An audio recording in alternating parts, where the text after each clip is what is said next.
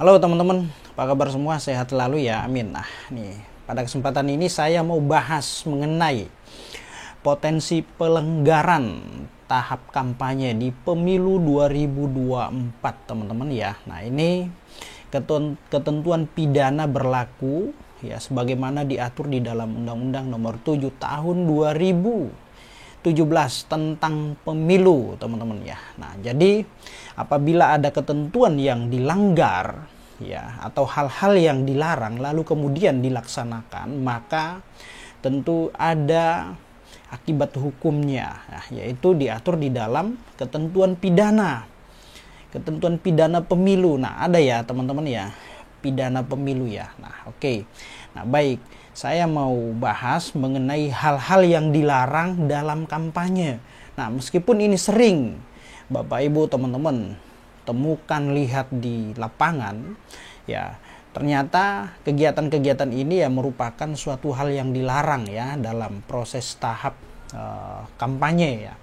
Ya, ada menurut ketentuan pasal 280 ya Undang-Undang Pemilu, jadi hal-hal yang dilarang dalam kampanye ya. Pertama itu hal yang dilarang ya mempersoalkan dasar negara Republik Indonesia, terus kemudian Undang-Undang Dasar 1945 dan juga bentuk negara NKRI, itu hal yang dilarang. Lalu kemudian ya melakukan kegiatan yang membahayakan keutuhan NKRI, lalu kemudian menghina seseorang, agama, suku, ras, antar golongan ataupun peserta pemilu lain ya. Istilahnya di sini ya ujaran kebencian, politik identitas dan lain-lain ya.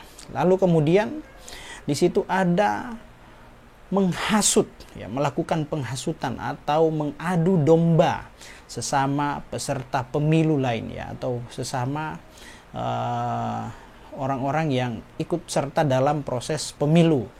Lalu di situ ada juga mengganggu ketertiban umum.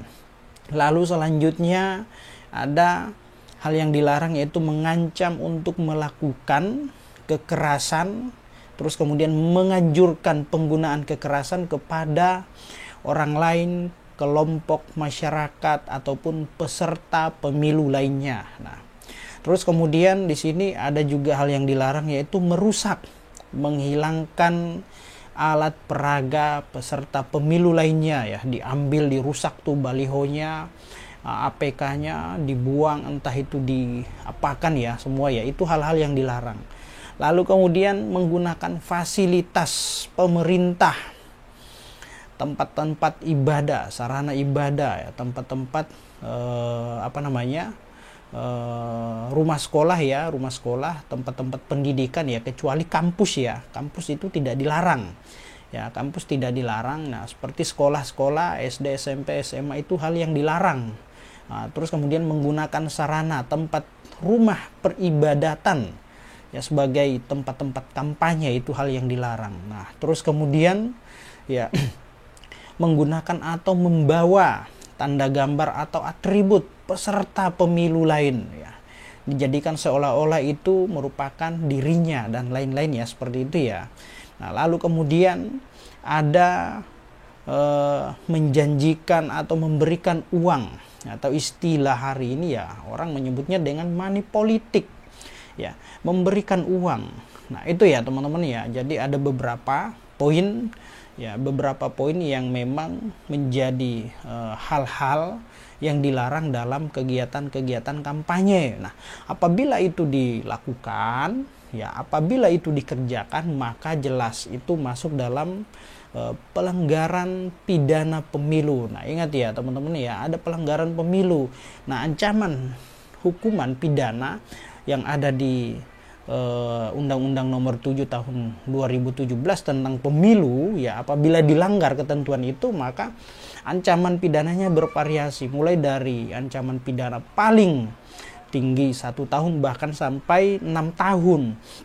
Nah, bahkan ada juga denda ya, mulai dari belasan juta rupiah sampai ratusan juta rupiah. Nah, ini semoga dalam proses pemilu tahun 2024 ke depan ya, ini berjalan sesuai dengan kehendak keinginan kita ya. Silahkan bebas memilih, mau memilih seseorang atau tidak memilih seseorang. Yang penting ya, mari kita wujudkan pemilu yang berlangsung secara damai.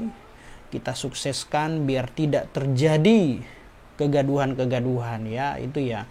Jadi harapan kita ke depan ya, siapapun yang terpilih ya, itu adalah pemimpin kita. Jangan ada lagi polarisasi-polarisasi, jangan ada lagi masyarakat disekat-sekat. Nah, seperti kemarin ada dengan istilah kampret, ada istilah cebong, kadrun, dan lain-lain ya. Jadi semoga pemilu kedepannya lebih baik lagi. Mari gunakan hak suara kita, jangan golput. Oke teman-teman ya, demikian apa yang saya sampaikan, semoga bermanfaat. Salam.